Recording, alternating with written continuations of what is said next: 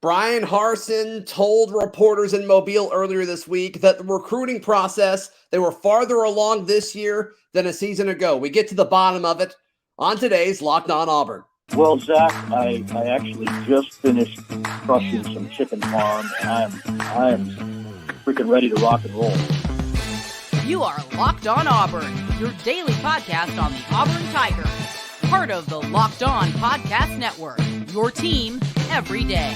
Yes, welcome on into Locked On Auburn, your daily Auburn Tigers podcast. I'm your host, Zac Blackerby, and thank you so much for making Locked On Auburn your first listen every single day. Even today, even on days like today, where we got a special Saturday show going on, as we are joined by John Garcia, the recruiting expert himself with Sports Illustrated, also our recruiting insider here at the Locked On Podcast Network. There are three guys I want to jump into with you today, John: Hunter Osborne, Nakai Poole, and TJ Parker. But before we get into any of those guys, Bryan Harsin, earlier this week, he kind of admitted that, okay, we're farther along in the recruiting process this year than we were a year ago. We talked about this last time you came on, how all right, it was a little bit slow to get the ball rolling. But what do you think? Are you a little surprised that he admitted something like that?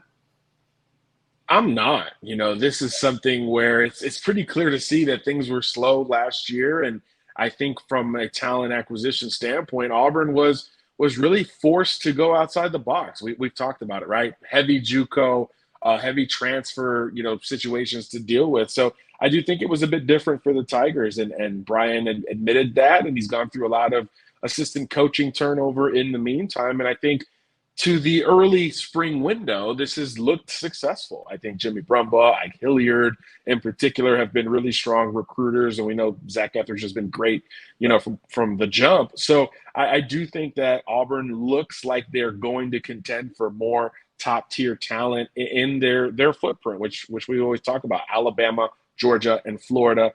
That is where the great Auburn teams have pulled elites from. And all the three guys we're going to talk about today are from that footprint as well. And I think that makes a lot of sense. And Auburn has to win in those states to contend. And it starts with home. And I think that's where the perception begins to change with Auburn with this class. Despite just two commits right now, a lot of teams are in that same neighborhood. I do think that with the spring evaluation period here, and eventually camp season rolling along, where kids will visit Auburn and compete for their offers or solidifying their previous offers, I do think that is kind of a natural time where we'll see a little bit more tangible commitments and traction for the program. Right. All right. So let's start with some of these in-state guys, John. Let's start with Hunter Osborne, the defensive lineman out of Hewitt-Trussville, a four-star guy by most recruiting services, listed at 6'3", around 250 pounds. The guy seems very, very explosive. Let's talk about his game and his impact on the field first before we talk about his recruitment. Yeah, this is a specimen. You go to Hewitt-Trussville even a year or two ago, and you're like, who's that guy? And they're like, oh, no, he's only in the class of 23. And you're like, okay, I'll circle back. He's 16. Like, oh, wow, all right. Right. I mean, like you said, 6'3", 6'4", like a muscular 250 pounds. He just looks like an SEC defensive lineman, and his recruitment has begun to reflect that potential. A guy who's more raw than polished as a pass rusher today, but he's got this big frame to where, you see enough twitch to say, hey, this guy at a minimum can rush the passer, but then if he gets to the SEC and bulks up a little bit, maybe he can slide inside and contend, on the interior down the line. So I do like that about his frame at this point. I think as a senior, you'll see him break out even more. There's, he's not opposite Justice Finkley anymore going forward. So he's got to be the guy for Hewitt-Trussville. So curious to see how he kind of assimilates and ascends into that post for a really good high school program in Birmingham. And he's got all the goods. Everybody wants him for a reason. But I think his best football is well down the road, which makes his recruitment that much more important. Is he a defensive end? Is he a three technique? Does he have his, maybe he's got, he's standing up on the end? I mean, what are you projecting him at the next level to look like? I think in this modern game, Zach, I think you got to go conservative. And you say he's probably going to keep adding weight, right? He's so well built now. Imagine when he gets into a big-time strength conditioning and nutritional program. I conservatively think he'll be 270, 275 at the next level, to where you can now move him inside, but you can still get a pass rush. I think that's kind of kids don't like hearing it. When we see a Hunter Osborne 2 years ago, I'm at spring practice. I'm like, hey, can you play inside? He's like, why are you asking me that? I'm like, because it's going to come up, and it's a good thing. It's where the money is to be made, all the same. So I do think he's got the ability to play outside, but his frame is so advanced and mature that I do think eventually he plays inside predominantly. But that flexibility, I think, will exist over the next few years, which is obviously an asset for any defensive coordinator. All right, so a kid from Hewitt-Trussville, and Auburn's got a ton of Hewitt-Trussville guys on the roster. We talked about that on Thursday's show when we were covering, Auburn adding a former Hewitt-Trussville wide receiver via the transfer portal. Spent 2 years at Miami in between there with Worsham. But does that matter? Do these kids care about the fact that other Hewitt-Trussville guys are on this roster? I had a YouTube comment on that episode, John, and they talked about how these guys are friends with Javarius Johnson, who's another Hewitt-Trussville guy. How much does that help the Tigers with recruiting Hunter Osborne? Yeah, I mean, precedent is so important in recruiting, Zach. I mean, there's any kind of connection you can build, it wins, and it helps you win down the line. I think it's really interesting to see that continue under Bryan Harsin, because a lot of the Hewitt-Trussville connection and pipeline to the Plains, a lot of people associated with Josh Floyd, the head coach there, because he was a Gus Malzahn guy back in the day. So, okay, well, naturally, yeah, maybe he trusts Gus more than the average coach. So, yeah, he'll send a couple players there. But it's never that simple in recruiting. So when you do have precedent, you do have some other guys there, it absolutely helps, because now on those recruiting visits, they're hosting you. And now on those recruiting visits, they're telling you, hey, this is how it really is. This is how it compares to Coach Floyd's program. This is how it compares to the day-to-day that you come to expect. And I think when you've got a connection at a big-time winning high school in your state, I do think that it hits even harder, because now this school has structure and a culture and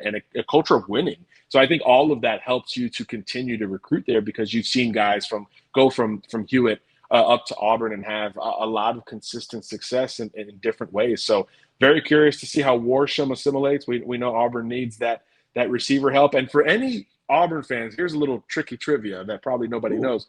Okay. He's got a University of Miami tattoo. So for the Auburn fans that, got on Reuben Foster for having the Auburn tattoo and playing somewhere else, be careful, because Zalen's got a Miami tattoo and now he's playing for the Auburn Tigers. So there you go. That's college football in a nutshell.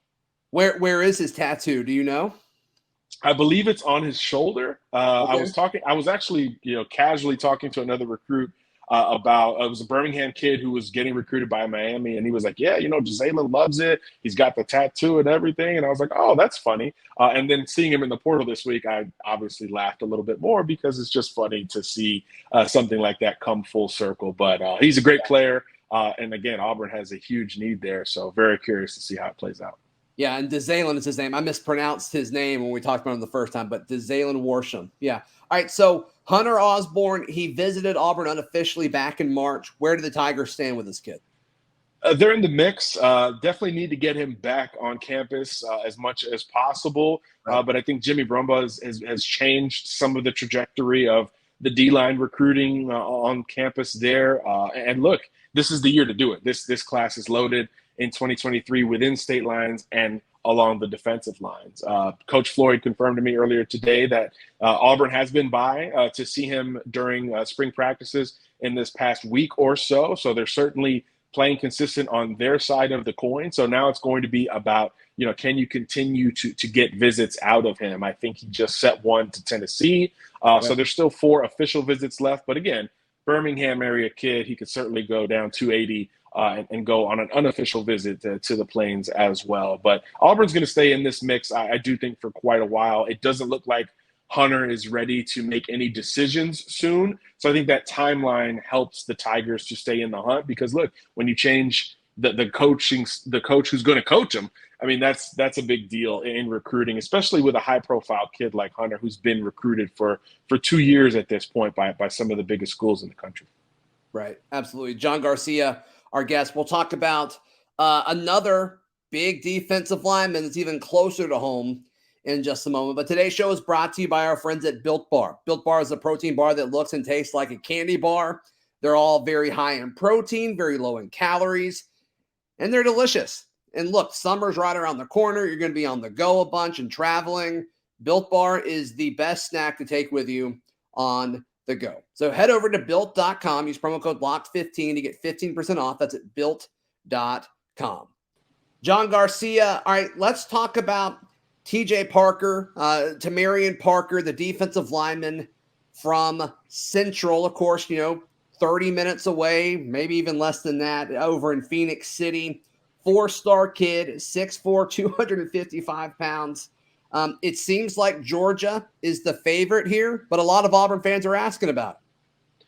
Yeah, Auburn, this was one of those points where a lot of people were curious about Auburn's angle, because when the kid dropped his top 5 not too long ago, the Tigers weren't in it. And it was just like, what do you mean? This is a Central Phoenix City kid. This is right down the road. This is one of those kind of tangible indicators of, hey, how well is Bryan Harsin recruiting? So you wondered at that point, would Auburn fall off? Would they stay away and say, well, the kid wants to go somewhere else, he's going to go somewhere else? But lo and behold, Jimmy Brumbaugh, who we were just talking about, has been by the school. And now that rapport has been reestablished in the last couple of months.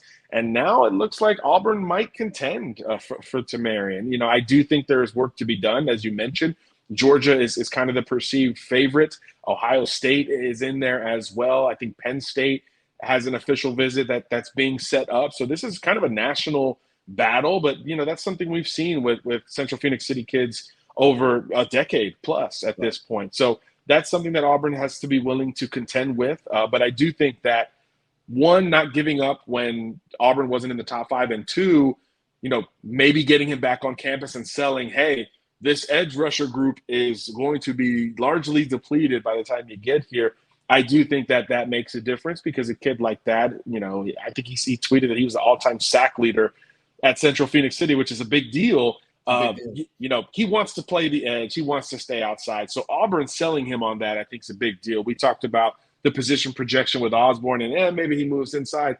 I think with Parker, even if you think that, you sell him on staying outside, because he wants to be known as a pure pass rusher, and he obviously has the production and prowess doing that at such a high level at, in the biggest classification in Alabama, 7A. Right. So, Central, like you said, it's right down the road. My wife used to work there. Like, it is a very quick drive. But for whatever reason, and obviously they pump out 5 stars left and right, but for whatever reason, it doesn't seem like Auburn always wins those battles. They win very few of them. Why do you think that is? I think that's one of those schools that has sent kids out of state pretty consistently, right? Yeah. The coming to my mind is Justin Ross, EJ Williams, the pair of wide receivers there. And look, I don't know if there's any one reason. They've underwent some changes at Central Phoenix City. Patrick Mix is still the coach there, so obviously as familiar. Right now? Well, it's that's to be determined, I think. Right. But look, Pat understands the business. He certainly, I would be shocked if he would ruin any relationships with any one school because of any personal feelings. A guy who's coached that much and bounced around that much understands that things change, with different climates. I do think that Auburn can break through there. There's a couple of prospects there. Carmelo English is high on the Tigers. I think, that could be the breakthrough prospect for Auburn. AJ Harris is there. He's uncommitted, probably not on Auburn's radar as much. He's looking at some other options, but they've got talent, as you said, Zach. So, if you can grab one of these 3, I think you start to reverse that perception. I was just talking to another podcast about IMG Academy and how their school just could not break through. And then they finally signed one in December. So now the whole fan base has a perceptional change with how that is viewed. And now it's like, hey, let's go get every kid from IMG Academy. Not that simple, but usually one kid can really kind of reverse that perception. So I think that Central's loaded. I think they'll be a favorite in 7A, and I think Auburn assistants will continue to be on that campus. So we'll see. I think Parker, Carmelo English, the receiver there, I think those two are going to continue to consider Auburn. English has been on campus even more than Parker has. So I do think that he's probably the most likely at this point. So we'll see. You got to start somewhere.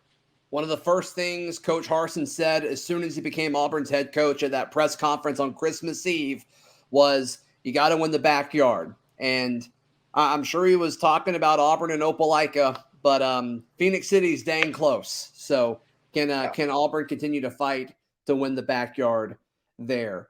All right, let's talk a little wide receiver action. We always need more of them. We'll jump on that in just a moment. I want to tell you about BetOnline. BetOnline is the number one source for all of your betting stats and sports info. BetOnline is your continued source for all of your sports wagering information, from live betting to playoffs, esports, and more. They've even got your casino games if you're into that sort of thing. So head to the website today, or you can use the mobile device to learn more about the trends and the action. Check it all out at BetOnline, where the game starts. John Garcia, our last, recruit that we're going to talk about today. Nakai Poole, the wide receiver from Norcross, Georgia, 6'3", 205. He's not widely ranked. I couldn't find a whole lot of rankings on this kid, but a lot of Auburn folks, a lot of my listeners were asking about him. Tell us what you know. I think this is an ascending talent, as you mentioned, not a widely considered blue chip recruit, but breakout 2021 season, and you listed the size. I mean, 6'3", 200 pounds. I mean, that is a big physical wide receiver frame. So I do think that Auburn's going to stay in the mix for this kid. This is one he's kind of on the front end of his recruitment. When you break out late, quote unquote, as a junior, as opposed to Marion Parker and some of these other guys, Hunter Osborne, that broke out as freshmen and sophomores, you kind of embrace the process a little bit differently. And it typically means, Zach, that you're going to take all your visits. And I think Nakai is going to embrace all of those visits. I think he'll hit some spring camps and surely take some official visits. So that's going to become a part of the key for Auburn's pitch. Can you get one of those 5 official visits? Geographically, it makes sense. From a position standpoint, I mean, that is a huge need, even with the recent transfer addition in Worsham. And I think that's being communicated between Harsin, Ike Hilliard over to Poole. And I think Ike Hilliard's kind of interesting in this. We haven't really seen how much his impact is going to splash on the recruiting trail just yet. But I do think that this is one of those targets that we can start to begin to judge Hilliard as a recruiter on. He's a guy who's bounced around. He obviously has experience playing at the highest level. That will resonate with any recruit that you talk to. And he's a man who understands SEC country, right? I think he's from Louisiana originally, played obviously at Florida. Now he's at Auburn. I mean, the guy understands the landscape. So I do think that will help resonate with all the wide receivers that Auburn is chasing, because it has to be, I would imagine, Zach, it's got to be a big haul in 2023, at least, 2, 3, maybe 4 wide receivers in this class when all is said and done. So I do think that Ike Hilliard is going to, fairly or not, be judged by how this class of 2023 comes together. But Poole is one that has established a connection with him, and he's gotten him on campus, I believe, once to date. So if he can grab an official visit back in March. Right. If he can grab one more visit and push that a little bit further, we'll see, because we do expect more programs to, as they visit Norcross, to get involved with Poole. So how consistent Hilliard is within that group, I think will go a long way, because, again, Poole is at the very beginning of his recruitment compared to some of these other, big-time recruits that have done it over the long haul. Yeah, just looking at his offers, like in late January is when it really started picking up. Cincinnati, Liberty, Kansas, Mississippi State, Georgia Panthers, Georgia State, Virginia Tech, Central Michigan. And then Auburn offers them. They get them on campus. And then you start to see like Ole Miss and some other bigger schools kind of follow suit. And we talked about this with an edge prospect a few weeks ago, John. Like, this is what Bryan Harsin and the staff is going to have to do. They're going to have to find some of these guys, start the recruitment process earlier than other schools, and hope it's enough when it's when it comes time for them to make a decision. Yeah, and if you separate Power 5 programs from the rest in that bunch, you should feel good if you're an Auburn fan at this point. You're talking Ole Miss, Mississippi State, Virginia Tech, as you mentioned. I mean, schools that have had relative success, compared to you, but schools that you're willing to compete with and contend with on the trail. There's no Georgia, there's no Alabama, there's no Ohio State on there, just yet. So you want to, push now. You want to get a visit now, confirm a visit now, and go from there. So that's why I think already getting one of those trips was pretty important on the front end of spring football. Now you reciprocate it by seeing him during his spring football, and then maybe you get a camp visit out of it in June, or best case scenario, an official visit next month. So I do think that Poole is an ascending recruit again, as people discuss that tape and dive into it. They see a lot to like. I mean, he's a big physical kid. He's got really good catch radius. Ball control is there as well, just on a quick scouting tour earlier today. So there's a strong foundation there. So usually that means big offseason and huge senior season when you break out as a junior. So I think his offer list is going to continue to grow, which is why another reason why it's important that Auburn's already there. John Garcia, thank you so much for your time. As always, man, how can folks check out all of your work?